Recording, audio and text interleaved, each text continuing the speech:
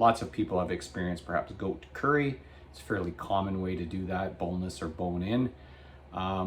But goat is not very common here, and we're trying to learn maybe how to cook it in a few different ways. So I'm gonna cook some chops today on the smoker.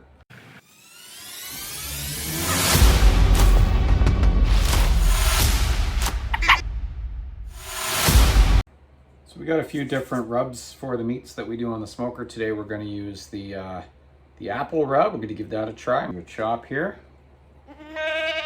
Right, so it's perhaps a bit lighter in color than beef, not much. Still a red meat. It can be eaten, medium, that type of thing, so you don't want to overcook it. So I've got 3 chops here, and we're going to spice them up, and we're going to cook them on the smoker. So we're just going to give these chops a bit of a rub down with some olive oil, and then we're going to apply the apple rub to that.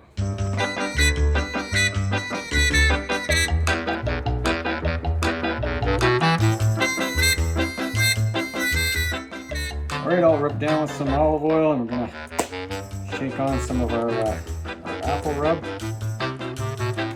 Put those in a Ziploc bag and get those in the fridge.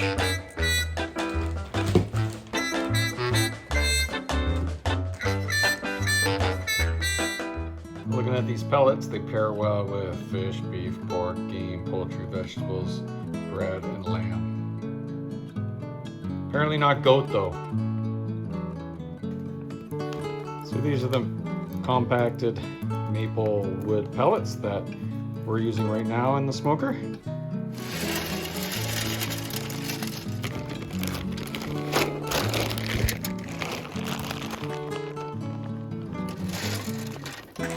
All right, it's about 4:30. We got the goat already spiced up, ready to go on the smoker. Gonna put it on smoke only, which is lower temperature, for maybe 30 minutes, get that real smoke flavor in there, and then maybe turn it up for the final cook. I'm gonna put it on right on the grill.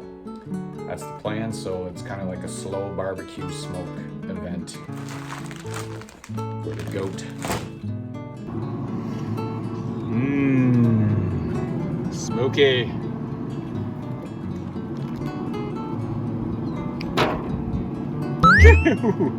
Almost dropped that sucker. Would have been disastrous. Slippery.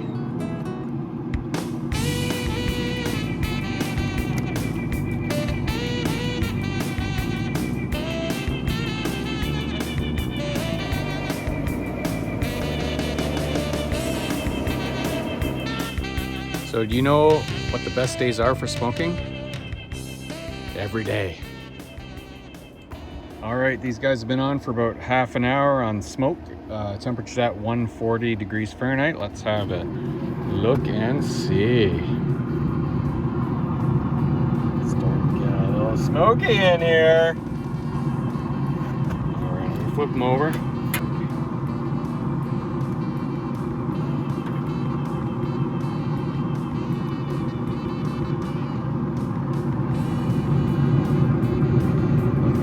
Looking good. Looking good. So this barbecue came with a handy dandy internal temperature probe.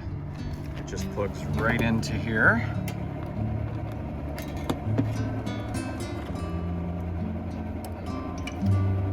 And apparently it's 42 degrees Fahrenheit outside. And then it goes in a hole from the side here into the smoker. You just pull that through, and you can stick it in one of these guys. Let's do that. All right, so goat's a little tricky. If you cook it too fast, it's gonna get tough. It's gonna get shoe leather-like, which you don't want. So you want to cook it slow and bring the heat up. Eventually get to an internal temperature around 150 degrees. So I had it on the smoke setting, which got up to about 140 degrees in the smoker for about half an hour. So that allowed that goat to bring that temperature up very slowly. So hopefully that helped with avoiding getting it very tough. I just went out, turned that smoker up to now to 225, We're gonna finish that goat off. I put the probe in to one of the pieces, and we'll keep an eye on that to make sure we don't overcook that. All right, so I think it's about 15 minutes since I cranked up the temp on those chops. So let's go have a look, see where we're at. All right, smoker's bringing up temp to 195. Our internal temp is 104. All is good. So we're gonna let that ride for a little bit longer. Set at 225, so it's working its way up.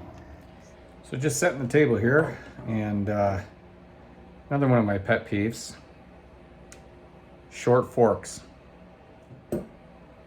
You can see the difference between the dinner fork and the dessert fork. It's very clear, very clear. Dinner, dessert. It's not that hard. Dinner, dessert. My family doesn't care. So I'll get, dinner table set up with short forks for dinner, and I'm like, I can't use this fork. What is this fork? This is the dessert fork, people. They don't care. I don't understand. They can't figure it out. I went to a restaurant once, and they had little short forks like this. And I said to the server, I said, Can I get a dinner fork? Like, why are these forks so short? They're like, no, those are our forks. And I'm like, what do you mean these are your forks? These are short. And they're like, well, those are the forks we have. And I'm like, oh, okay. So anyway, she ended up coming back with a big fork from the bar. It was the bartender's fork that they used to stir the drinks. So anyway, needless to say, I enjoyed my dinner with a proper sized fork at that restaurant. Thanks to that waitress. Good job. Anyway, family, come on. Look at these two forks. Look at the difference. Dinner fork, people. That's what you got to use. All right, let's have a look at where we're at. Ooh, what do I see? Uh-oh, 152. All right, I think we're getting close to done. Let's have a look at these suckers. Looking good here. Get it in that one.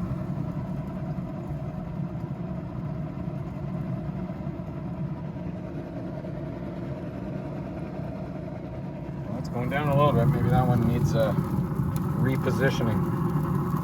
Maybe it needs a repositioning. Oh yeah, tasty stuff. Oh, look at that. Look at that finish. Oh, brilliant. Okay, I'm gonna check these ones. Check this one. Look this one. Come on, baby. Oh, look at that. That is so good. Probably wondering why my smoker still has this sticker on. That is so... follow the directions. So Christine was supposed to start the smoker the other day, and apparently the smoker wouldn't start.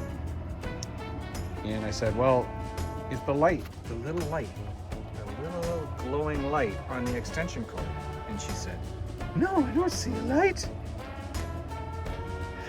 And she said she reset the GFI plug, she plugged in a different plug, nothing's happening. And I was like, well, did you turn it on and turn it to smoke? And she said, well, no, I just pressed the on button and nothing happened. And unfortunately, this smoker, when you press the on button, nothing actually does happen. You have to turn the dial from off to smoke, as per the instructions. Fill the hopper, check. Plug in your grill, check. Power on and set to smoke, check. Set the temp and start grilling. Well, apparently we got stuck at step 3 and put power on and failed to set to smoke. Needless to say, we did not have any smoked meat that day. It was done in the oven. Anyway, you never know when you might need these instructions, so I left them on. One thing that would be really good is if I could see the internal temperature probe. Damn little numbers, I can't see them. Bingo, 150. What's that?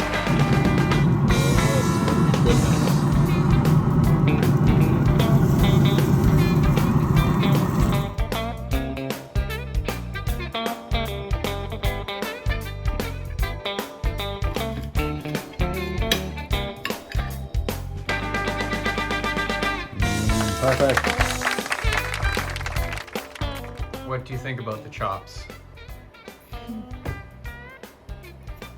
Out of 10, what would you rate the flavor, texture, and overall presentation of the meat you're eating?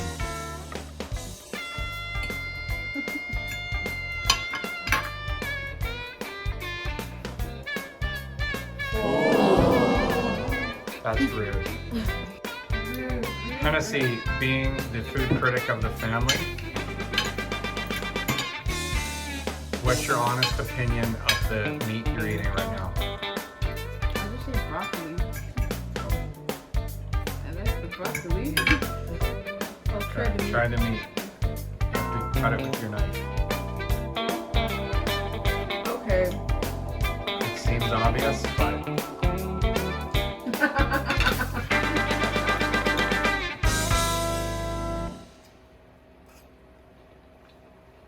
I think it's good. Mm-hmm. Oh, now you're back for an honest opinion? You think it's good out of 10? 11 out of 10. Oh, that's pretty good. I like the flavor. Is it this? What is it about the flavor? It's The, good. the smokiness? Mm-hmm. Smokiness. And you?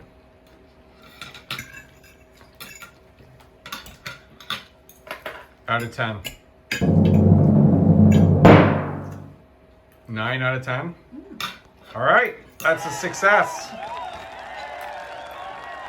11 out of 10 and 9 out of 10 averages to a 10 out of 10. I think that's a little overrated. However, glad you're enjoying it. If you didn't hate that video, that means you must have liked it, so hit that like button. And if you want to follow along for some more action at the farm here at Wicked Willie, hit that subscribe and we'll make sure you don't miss a thing.